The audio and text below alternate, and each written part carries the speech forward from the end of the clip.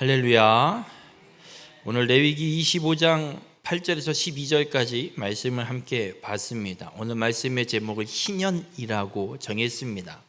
오늘 읽은 이 레위기 25장에는 안식년과 희년이라는 규례를 하나님이 규정하고 그 규례를 지킬 것을 말씀하고 있습니다. 오늘 이 본문의 말씀을 통해서 하나님께서 주신 이 터전 가운데 하나님의 말씀에 순종하는 삶을 온전히 살아내셔서 하나님의 뜻을 온전히 이루어가는 우리 모든 성도님들이 되시기를 주님의 이름으로 축원합니다. 오늘 이 안식년과 희년에 대한 규례를 말씀하시는데 오늘 읽진 않았지만 2절에 보면 하나님께서 먼저 전제 조건을 하나 달고 있습니다. 그게 어떤 것이냐면 너희는 내가 너희에게 주는 땅에 들어간 후에 그 땅으로 여호와 앞에 안식하게 하라 말씀합니다. 여러분, 지금 이 레위기에 기록되어 있는 율법을 이스라엘 백성들이 모세를 통해서 받고 있는 곳은 시내산 밑에 시내광야, 이 시내산 부근에서 지금 이 율법을 모세를 통해서 이스라엘 백성들이 받고 있습니다. 시내산에 도착해서 이 지내고 있는 시간이 어느 정도냐면 애굽을 나온 지 1년쯤 돼서 그 둘째 해쯤 돼갖고 둘째 해 2월이나 3개월 됐을 때 그때쯤 시내산을 떠나게 됩니다. 지금 애굽을 떠나서 나온 지 1년 정도밖에 안 된 상황에 율법을 주신 게 무슨 율법을 주시냐? 내가 약속한 땅, 내가 너희에게 주겠다라고 약속한 그 땅에 들어간 후에 지킬 규례를, 안식년과 이 희년의 규례를 하나님이 지금 말씀하고 있는 겁니다. 안식년과 희년을 지키기 위해서는 가장 먼저 무엇이 선행돼야 되냐면 하나님이 주신다고 하신 그 땅에 들어가는 게 먼저입니다. 들어가지 않으면, 그 땅에 들어가지 못하면 안식년을 지키고 싶어도 못 지킵니다. 하고 싶어도 못하는 겁니다. 하나님이 약속하신 대로 우리에게 주신다고 하신 그 땅에 들어가야만 이 안식년과 희년의 규례를 지킬 수 있는 겁니다.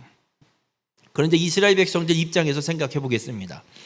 애굽을 떠나오긴 떠나왔는데 이제 1년쯤 돼가고 있고 시내산에서 근 몇 달 동안 지내면서 한 게 뭐냐면 성막 지은 게 다예요. 모세가 40일 동안 깜깜무소식으로 산골짜기 올라가서 내려오지도 않고 이게 살았는지 죽었는지 알 턱도 없고, 그래서 아론이랑 금송아지 한번 만들었다가 인통 혼난 거, 그리고 나서 모세가 내려와서 한 게 뭐냐면 성막 설계도를 주고 성막을 지라고 해서 성막 진 거, 이게 다예요. 율법 받고 성막 진 게 다예요. 시내산에 눌러 앉아갖고 하나님이 약속한 젖과 꿀이 흐르는 땅은 분명 저긴데, 저 가나안 땅인데 가야 되는데 가기는커녕 가라 소리도 없고 그냥 몇 달을 이 시내산 주변에 장막을 쳐놓고 움직일 생각은 안 하고 그냥 여기서 눌러 앉아있는 이 상황에 하나님이 주신 율법은 내가 주는 땅에 들어가서 안식년과 희년을 지켜라. 저 같으면 이럴 거예요. 웃기고 있네. 땅 근처라도 가고 나서나 이런 얘기를 해야지. 무슨, 아니 지금 몇 달째 지금 여기 눌러 앉아갖고 지금 갈지 안 갈지 언제 떠나게 될지 감도 없고 가능성도 보이지 않는데 무슨 안식년이고 희년이요. 안식년이고 희년이고 간에 여기나 좀 빨랑 떠나든가. 떠나지도 않고 앉아있는데 무슨 그 땅에 들어가거든. 그 땅을 가고 나서나 할 소리지. 그 땅엔 들어갈 생각도 못하고 있고 떠날 생각도 안 하고 있고 그냥 지금 시내산에 눌러 앉아서 지금 몇 달째 지금 이러고 있는데 무슨 그 땅에 들어가냐라는 거예요. 근데 하나님은 분명히 말씀하고 있어요. 그 땅에 들어가면, 내가 너에게 주는 땅에 들어가면.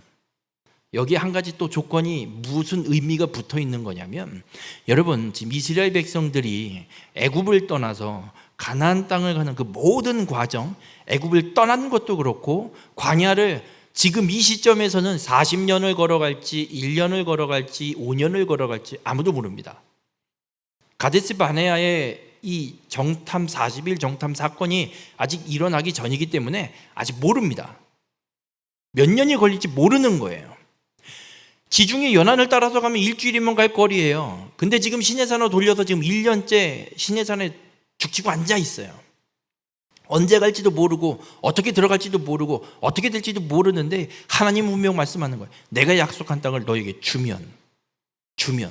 여러분, 이 모든 과정에 하나님이 역사하고 계시기 때문에 이 약속의 땅을 얻게 되고 정복하고 그 자리에 가서 그 땅을 우리의 땅으로 정복하고 살게 되는 것 하나님이 주신다고 분명하게 말씀하고 있습니다. 하나님은 무엇을 전제 조건을 깔고 있냐면 니들이 들어가거든 이스라엘 백성 너희들이 그 땅에 가면 니들이 정복했다고 착각하지 말아라요. 하나님이 주신 거예요.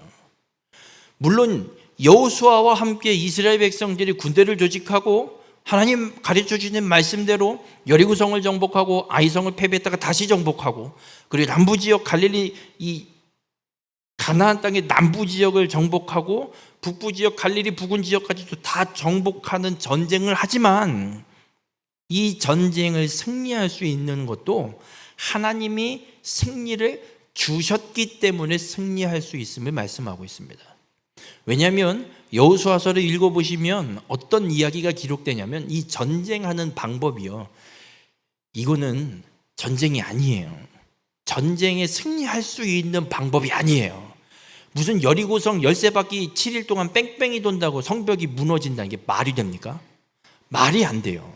남부 지역을 정복하는 것도 그렇고 북부 지역을 정복하는 것도 그렇고 하나님이 뭐라고 말씀하시냐면 밤에 기습 공격하래요. 아니 지금 아이성 전쟁 끝나고 막 길갈로 돌아와서 재정비를 하고 떠나도 현찮을 판인데 하나님이 뭐라고 하시면 정비하지 말래요. 그 밤에 그냥 뛰쳐 올라가래요. 근데 내리막길도 아니에요. 오르막길이에요. 여리고성이 어디에 있냐면 사해 부근에 있기 때문에 해발 고도보다도 낮은 지역에 있고 남부 지역은 예루살렘이 있는 동네입니다. 예루살렘은 해발 400m, 800m인가 그렇게 됩니다. 그러니까 사해에서 예루살렘까지 올라가려면 고지 1000m 정도 되는 이상 되는 고지를 뛰쳐 올라가야 되는 거예요. 그걸 막 전쟁 끝나고 돌아와서 정비해야 되는 틈도 안 주고 밤새 뛰쳐 올라가서 전쟁하라고요? 이거는 다 몰살해서 죽겠다는 전쟁 방법이에요. 가나안 땅을 정복하는 모습도 보면 이건 절대 불가능한 패배, 이건 무조건 지는 전쟁 방법으로 하나님이 전쟁을 시키고 계세요. 이게 무슨 말씀이냐면 여러분 이스라엘 백성들이 가나안 땅을 정복하게 되는 것, 그 땅을 분배해서 나눠 갖고 그 땅에 정착하게 되는 것은 이스라엘 백성들의 공로가 단 1도 없다는 얘기예요. 하나님이 주셨다는 걸 이야기하고 있는 거예요. 그래서 이 안식년과 희년이라는 이 규례를 주실 때 하나님이 말씀하시는 거예요. 내가 너희에게 주는 땅에 들어간 후에 이 안식년과 희년을 지키라는 거예요. 광야 40년을 걷거든요. 광야 40년 동안은 안식년, 희년 없습니다. 지킬 수가 없습니다. 왜냐하면 하나님이 주신 땅이 아니기 때문에. 여러분 안식년과 희년이라는 이 규례를 지키는 데 있어서 우리가 분명히 기억해야 될 건 하나님이 주신 땅이 있다는 겁니다.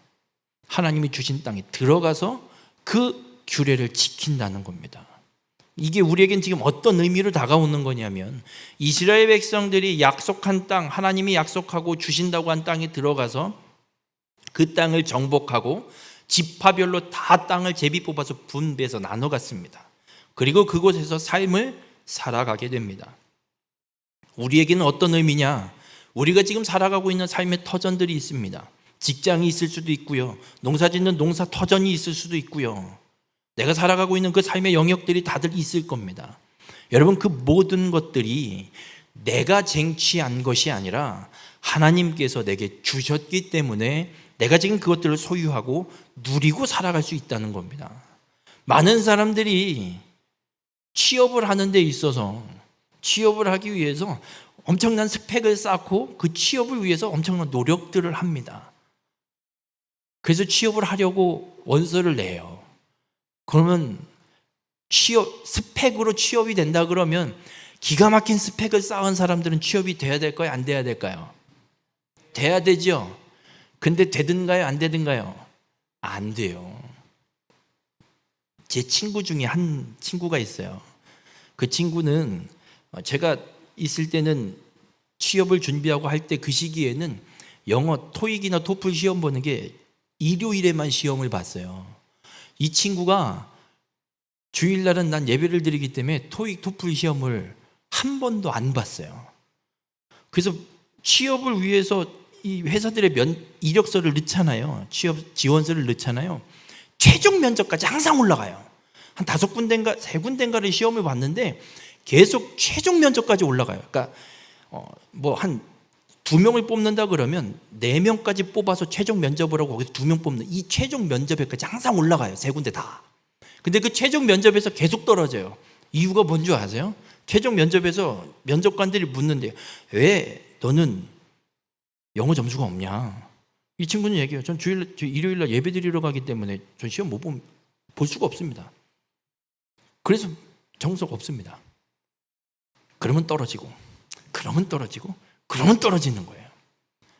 그런데 놀랍게도요, 얘는 몇 년 걸리지도 않았어요. 그러니까 4학년 2학기 때부터 취업 원서를 넣기 시작을 했는데 그 이듬해 봄에 서울의 한 중소기업 같은 그래도 괜찮은 기업에 합격이 됐다고 연락이 왔어요. 그때까지도 얘는 토익 점수, 영어 점수 없습니다. 근데 그 회사에 합격이 되고 나서 어떤 일이 펼쳐졌냐면 최연소 부장 최고석 승진을 하고요. 그래서 제가 개척하고 천안에 있는데 이 친구가 연락이 왔어요. 현섭아 뭐하냐? 나 교회 있지? 그래? 좀 이따 그럼 교회 갈게. 그래 와라. 왔는데 어떻게 온 줄 아세요? 부하 직원이 운전하는 차를 타고 쭉 와요. 나갔는데 차 한 대가 교회 그 상가 앞에 주차장에 딱 대더니 전 그 차인지도 몰랐어요. 근데 뒷문이 자동문으로 쭉 열리더니 전 운전석에서 내릴 줄 알았는데 뒷문에서 내리는 거예요. 그러더니 그 운전해온 직원도 내려서 깍듯하게 저한테 인사를 하는 거예요. 부장님 친구라고. 이 친구는 최연소 승진해서 뭐 남들 부럽지 않는 삶을 살고 있어요. 여러분, 우리가 한 가지 좀 생각을 해볼게요. 내가 쟁취할 수 있는 거라면 최종 면접까지 갔는데 항상 영어 성적 때문에 탈락을 했다? 그럼 이 친구는 취업이 될까요? 안 될까요? 안 되죠. 왜냐면 자격을 갖추고 있지 않기 때문에 취업이 되면 안 되는 사람이에요. 그런데 하나님께서 필요한 회사를 만나게 하셔서 취업을 시키시더니 뭐 이 친구가 엄청나게 바쁘게 살았어요. 몇 년 안 돼요. 32살인가 3살 때 부장 달고 찾아온 거예요. 이 친구가 27에 졸업을 해서. 여러분, 말단 직원으로 들어가서 부장 승진한다는 게 쉬운 일은 아닙니다. 하나님께서 이 친구를 먹여 살리시는 거예요. 우리가 착각하면 안 돼요. 우리가 살아가는 삶의 모든 터전들, 내가 이만큼 재산을 불려놓고 있고 또 이만큼 자녀들을 키워놓고 있고 한 것들, 여러분 내가 능력이 있어서 직장을 내가 이렇게 얻을 수 있는 거, 내가 능력이 있고 내가 준비가 돼 있어서 죄송해요, 웃기지 마세요.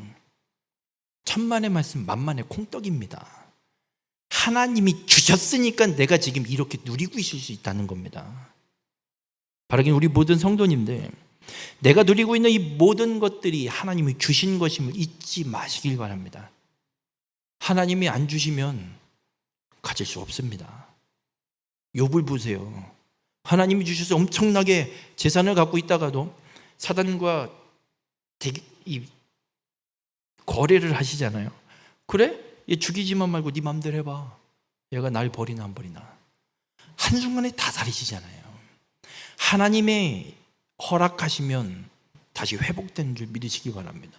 그러니까 여러분, 우리가 분명히 기억할 것, 안식년과 희년이라는 규례를 지키냐 마냐 이전에 전제 조건이 이거예요. 내게 주신 것, 내가 누리고 있는 모든 것, 하나님이 내게 주신 것임을 믿냐 안 믿냐. 이 믿음이 없으면 안식년을 지키니 많이 이야기할 수도 없고 희년을 지킬 거냐 말 거냐라고 이야기할 수도 없습니다.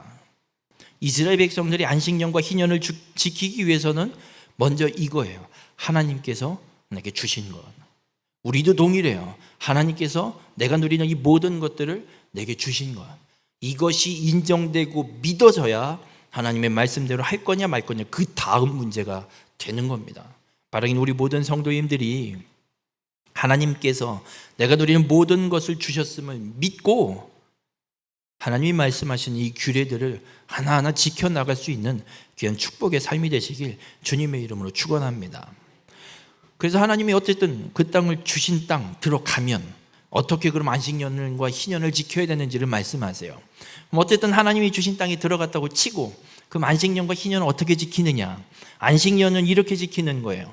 6년 동안 그 땅에서 모든 땅에서 농사를 짓고 농사를 져서 벌어들인 모든 걸 다 먹고 살래요.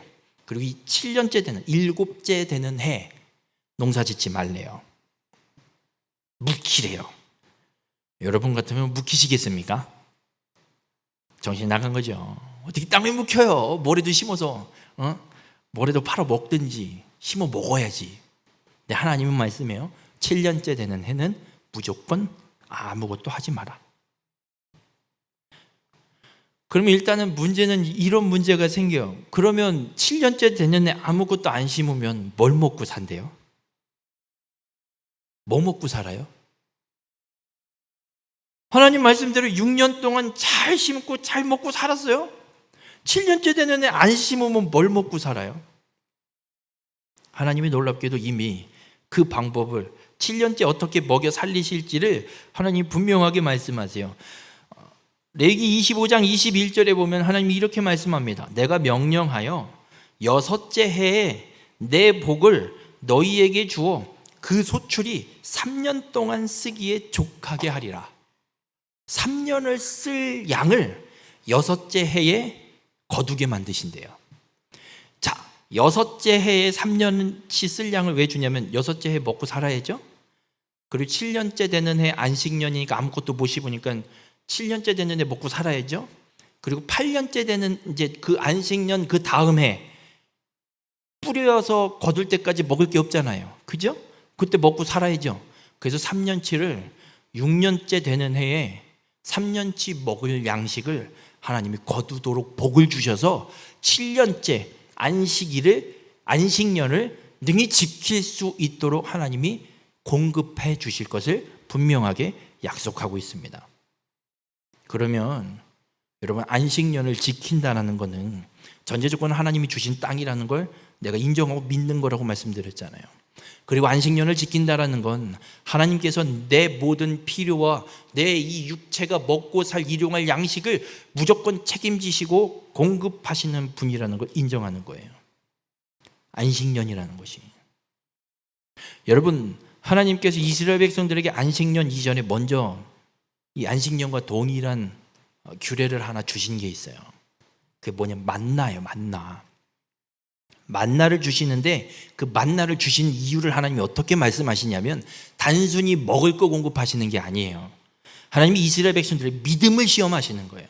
성경은 기록해요. 만나를 주시면서 믿음을 시험하신다라고 분명하게 기록해요. 무슨 믿음을 시험하는 거냐면 하나님이 만나를 주시면서 말씀하세요. 매일 일용할 양식을 하나님이 주시는데 하루 먹을 양을 새벽에 내릴 테니 가서 거두라고 말씀하세요. 그러면 하루 먹을지 거둬야 돼요? 이틀 먹을지 거둬야 돼요? 하루. 그 다음날 쟁여둬봤자 못 먹어요. 썩어서 냄새나고 못 먹어요. 그러니까 하루치만 거두면 돼요. 그리고 안식일 7째 되는 날에는 안 내리세요. 그래서 6째 되는 날에는 이틀치를 거두라고 말씀하세요. 그래서 6째 날에는 이틀치를 걷어오면 7째 날에는 그게 안 썩고 냄새도 안 나고 먹을 수 있게 그대로 보존이 돼요. 그래서 하나님이 이 규례를 주시고 매일 6일 동안 만나를 내리세요. 그리고 하나님이 믿음을 시험하시는 거 무슨 믿음을 시험하시냐면 하나님의 말씀하신 대로 만나를 거두는지 안 거두는지 하나님이 보시는 거예요. 만나를 내려주시는데 어떤 사람들이 생기냐면 첫째 날부터 내일 안 내리면 어떡해. 쟁여둔 거예요. 웬걸 쟁여뒀더니 아니나 달라 하나님 말씀대로 새벽에 만나는 또 내렸고 쟁여뒀던 만나는 다 썩어서 먹을 수가 없는. 또 6째 날 이틀치 거두라고 했잖아요. 근데 또 어떤 사람이 생기냐면 6일 동안 내렸는데 내일도 내리겠지. 뭐하러 귀찮게 거둬 6일 동안 맨날 내렸는데 내일도 내릴겨. 똑같이 내리겠지 하고 안 거뒀어요. 근데 웬걸? 안 내리는 거예요. 하나님이 말씀하셨으면 말씀하신 그대로 해야 되는데 이걸 갖고 하나님 믿음을 테스트하시는 거예요. 정말 내 말대로 네가 믿고 순종하냐 안 하냐를 하나님이 보시는 거예요. 여러분 안식년은 그렇습니다. 만나와 똑같이 하나님은 우리를 시험하시는 거예요. 우리의 믿음을 시험하시는 거예요. 한번 여쭤볼게요. 하나님 말씀대로 7년, 6년 동안 열심히 밭농사 지시고 7년 때 밭 묵히실 분 계세요? 해보실 수 있는 분 있으세요? 왜 못하세요? 안 주시면 어떡해? 6년째 되는 날 이렇게 3년치 쓸 양을 거두게 하셔야 되는데 안 주시고 지금 기후도 진짜 이상해지고 있는데 못 거두면 어떡해요? 가물고 막 장 맞아갖고 난리를 치면 어떡해요? 근데 여러분, 우리가 분명히 한 가지 기억해야 될 게 있습니다. 하나님 말씀이잖아요. 하나님 말씀이면 하나님 분명히 이루십니다. 그걸 믿고 순종하느냐 안 하느냐를 하나님은 우리를 믿음을 테스트하시는 거예요. 여러분, 이 믿음은, 여기서 말하는 이 믿음은 예수 그리스도께서 나의 죄를 대속하시고 십자가에 죽으시고 우리를 구원하신 구원자 되시는 이 믿는 믿음을 이야기하는 믿음이 아니에요. 고린도전서에 성령의 은사를 이야기할 때 믿음을 이야기해요.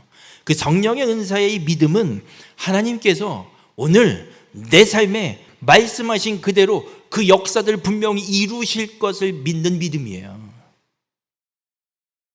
하나님이, 성경은 분명히 기록하고 있어요. 말씀을 그대로 이루시는 하나님이라고.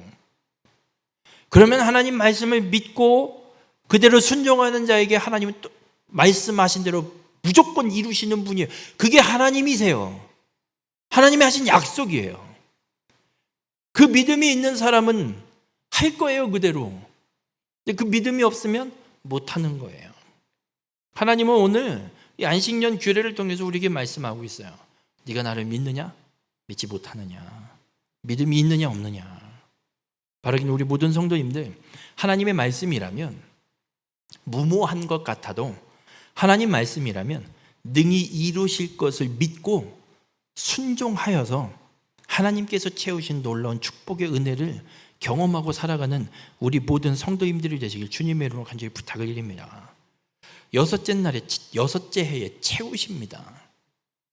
하나님께서 말씀하신 대로 그때를 거룩히 지키는 자에게 하나님의 놀라운 채우시는 은혜를 경험하게 되심을 믿고 하나님의 이 은혜를 온전히 누리며 살아가는 우리 모든 성도님들이 되시길 주님의 이름으로 축원합니다. 그리고 하나님이 말씀하신 게 희년이라는 제도예요. 이 희년은 뭐냐면, 안식년은 6년을 농사를 짓고 7째 해에 농사를 짓지 않는 거예요. 희년은 이거를 7번 채우는 거예요. 7번의 안식년을 지나고 나면 49년이 지나요. 그 다음에 50년째 되는 해, 그러니까 가나안 땅에 도착해서 그 땅을 정복하고 그 땅의 소출을 먹기 시작하는 그 해가 첫 해예요. 그때부터 50년이 지나고 나면 희년이라는, 50년째가 되면 희년이라는 해를 지내야 돼요. 안식년과 크게 다르진 않아요. 똑같이 땅에 아무것도 심으면 안 돼요. 그러면 이 희년이 되면 더 골치 아파져요. 안식년 6째 해에 3년치 주신다고 했잖아요. 3년치 주셨으니까 희년이 끼는, 이 희년이 있는 날에는 그럼 4년치를 주시는 건가? 모르긴 몰라도 하나님이 어쨌든 7번째 안식년과 그 다음 희년, 그 다음 해까지 돌아올 때까지 하나님이 먹고 살 수 있는 걸 분명 채우실 거예요. 그래서 희년은 반드시 지켜야 되는 거예요. 그 희년을 지키는데 희년도 땅을 그냥 놀리는 거예요. 그러면서 이 희년에는 특별한 또 한 가지 일을 더 해야 돼요. 무엇을 하냐면, 사람들이 살다 보면 어쨌든 농사가 잘 되는 해도 있을 거고 안 되는 해도 있었을 거 아니에요. 근데 이거 농사를 잘못 져서 가난해지는 상황이 생길 수도 있고, 농사를 잘 져서 계속해서 부유해지는 상황도 생길 수도 있어요. 근데 가난한 상황이 생겨서 어쩔 수 없이 먹고 살기 위해서 가지고 있는 땅의 일부를 파는 경우가 생길 수도 있어요. 다른 사람에게. 그러면 그 땅, 팔았던 땅, 혹은 돈이 너무 없어서 힘들어서 누군가의 종으로 팔려가서 그 빚을 해결하는 식으로 종으로 팔려가는 경우도 생길 수도 있어요.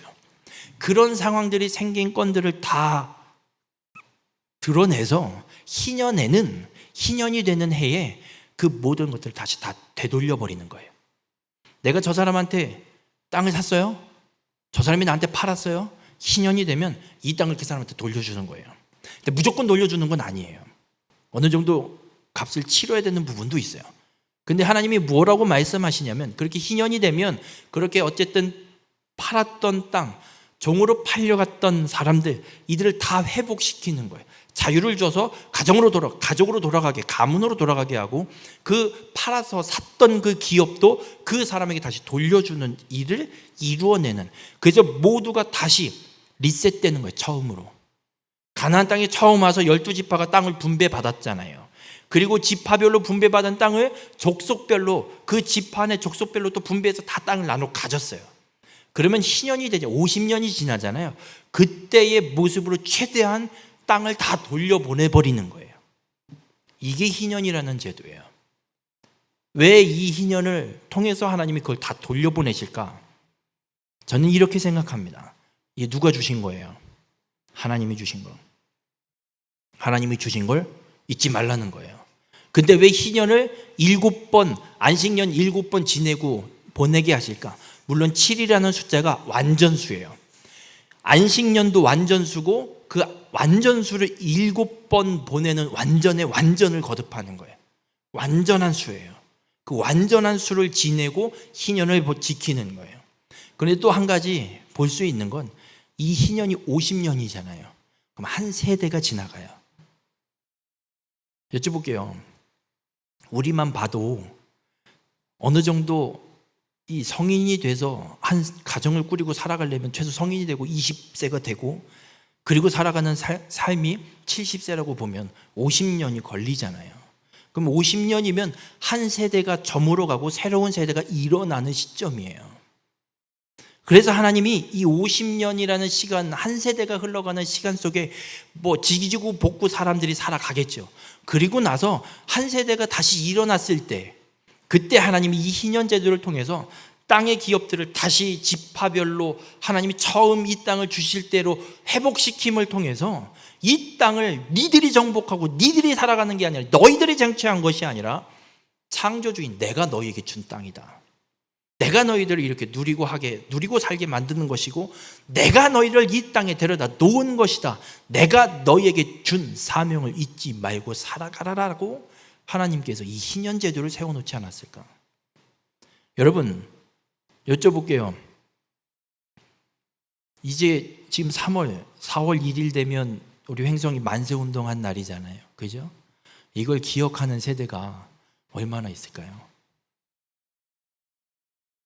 만세운동 때 살아계셨던 분이 이제 거의 없어요. 그죠? 이걸 기억하는 사람이 차츰차츰 사라지고 있어요. 잊어버리고 있어요. 여러분, 이 한 세대가 바뀐다는 게 얼마나 큰 역사가 바뀐 줄 아십니까? 정말 근대사예요. 정말 가까운 현대 우리나라 역사예요. 이 역사가 잊혀져 버리고 있어요. 지금 일제 이 독립운동도 잊혀지는 판국에 조만간 6.25 전쟁도 잊혀지고 있어요. 지금. 그래도 권사님들은 6.25 전쟁을 겪어보셨잖아요. 어렸지만, 정말 어릴 때 기억이라 뭐 가물가물하지만 이제 20년 뒤면 그 6.25 전쟁을 치러내셨던 분도 그 어릴 때 그 경험도 이제는 사라져버릴 겁니다. 여러분, 이 한 세대가 바뀐다는 게 얼마나 무서운 줄 아세요? 역사를 잊어버릴 수 있어요. 하나님은 그걸 분명히 선언하고 계시는 거예요. 놀랍게도 이스라엘 백성들이 광야 40년을 걷습니다. 한 세대가 바뀌어요. 출애굽했던 20세 이상 전쟁에 나갈 만한 장정들이 다 사라져 없어져 버리고 새로운 세대가 약속의 땅에 들어가는 거예요. 그래서 하나님이 모세를 통해서 신명기를 통해 다시금 하나님의 규례와 율법을 이 가나안 땅에 들어갈 출애굽 2세대에게 선포하게 하셨어요. 그리고 하나님이 희년 제도를 통해서 가나안 땅에 들어가서 50년 단위로 세대가 바뀔 때마다 하나님께서 이 땅을 우리에게 주시는 것이야. 이것을 잊지 않게 하나님이 이 희년 제도를 통해서 기억하고 다시 기억해내서 갱신해내서 하나님의 약속을 이루어가는 길을 걸어가게 하시는 거예요. 여러분, 하나님께서 주신 땅을 우리는 분명히 기억하고 잘 관리해 가야 됩니다. 하나님이 주신 사명을 우리는 절대 잊어서는 안 됩니다. 하나님이 주신 사명을 이루어내기 위해서 우리는 우리에게 맡겨주신 이 터전들을 잘 지켜가야 됩니다. 여러분이 희년 제도에 의해서 내가 팔았던 땅을 다시 돌려받을 수 있기 때문에 뭐 팔아도 상관없지 뭐 팔리면 어때? 이제 희년을 이제 세대가 거듭하잖아요. 49년이면 뭐 이제 만약에 마지막 7번째 안식년을 준비하는 뭐 한 6년째 되는 해라고 칠게요. 그러니까 48년이 된 거죠. 지금 땅 팔면 어때요? 49년이 지나고 그 이듬해가 되면 희년이 되니까 이 땅 어떻게 돼요? 다시 돌려받을 수 있잖아요. 그러면 팔어. 돈도 받고 땅도 돌려받고. 이런 악한 생각을 하나님이 하지 말라고 말씀합니다. 어떻게 말씀하고 있냐면 25장 24절부터 보면 어떤 말씀을 하시냐면 내게 준 기업, 내가 가난해서 혹시라도 그 기업의 일부를 팔았으면 기업 물을 자를 통하든 어떻게든 그 땅값을 다시 치르고 찾아오라고 말씀하세요. 막 팔아먹으라고도 말씀하시지 않으세요. 하나님이 내게 주신 기업을 잘 지켜야 되는 거예요. 어쩔 수 없는 상황이 펼쳐져서 가난해져서 팔았다고 해도 그걸로 끝나고 희년 때에 다시 받아올 거니까 이게 아니라 다시 되찾아올 수 있도록 이 기업을 잘 다시 회복할 수 있도록 노력하고 그걸 지켜가라고 말씀하고 있어요. 여러분, 이 사명이 언제 주어진 거냐면 창세기 2장 15절에 보면 하나님이 아담을 만드시고 아담을 에덴 동산에 이끌어 두시면서 이렇게 말씀하세요. 그것을 경작하며 지키게 하시고, 하나님께서 사람을 창조하시고 하나님이 사람에게 만드신 건 하나님이 창조하신 이 세상 모든 만물을 경작하고 지키는 거예요. 내 마음대로 하라는 게 아니에요. 여러분에게 주신 하나님의 기업, 자녀들, 내 소유물들, 이 모든 것들 내 거니까 내 마음대로 하라고 주시는 게 아니에요. 잘 경작하고 지켜야 돼요. 하나님 것임을 내가 인정하고 믿고 하나님의 것으로 잘 지켜가야 된다는 거예요. 이게 우리에게 주어진 사명이에요. 내 맘대로 할 것이 아니라 희년제도가 있으니까 내 맘대로 해도 되지 뭐 다시 돌려받을 건데 뭐 투자지 이거는 아니에요. 하나님은 말씀하고 있어요. 잘 지킬 것을. 우리 모든 성도님들, 하나님은 오늘 이 안식년과 희년의 제도를 통해서 우리에게 분명하게 말씀하고 있어요. 우리가 지켜야 할 것이 무엇인가. 하나님이 내게 맡겨주신 이 모든 터전과 삶의 모든 것들을 우리는 잘 지켜가야 돼요. 우리 모든 성도님들, 내 거라고 착각하지 마십시오. 하나님이 주신 겁니다. 하나님이 주신 것이라면 하나님이 주신 뜻대로 하나님의 말씀대로 그것들을 잘 경작하고 잘 지켜서 하나님의 것으로 온전히 돌려드리는 것이 우리에게 주어진 사명이에요. 여러분, 우리는 한 세대를 살고 죽어지고 사라질 겁니다. 이 땅에 영원히 사실 수 있는 분 계세요? 누구도 영원히 살 수 없습니다. 하지만 하나님은 영원히 존재하십니다. 그렇다면 우리가 할 수 있는 건 영원하신 하나님 앞에 나의 자녀들, 나의 믿음의 다음 세대들에게 하나님이 맡겨주신 이 기업들을 잘 지켜서 하나님의 것으로 믿음의 후배들에게 잘 다음 세대들에게 물려줘서 이들로 이어서 잘 지켜가게 하는 것. 그래서 예수 그리스도가 이 땅에 다시 오시는 그날 하나님의 것을 온전히 하나님의 것으로 다시 돌려드리는, 그것이 우리에게 주어진 사명입니다. 우리가 할 수 있는, 이 땅에 유한한 인생을 살아가는 우리가 할 수 있는 하나님이 주신 사명을 지키는 길임을 잊지 마시길 바랍니다. 이 사실을 기억하시고 내게 주신 것 내 맘대로 하는 것이 아니라 하나님의 말씀과 하나님의 뜻대로 잘 지켜서 하나님께 온전히 돌려드릴 수 있는 하나님의 영광을 나타내는 우리 모든 성도님들이 되시기를 주님의 이름으로 축원합니다.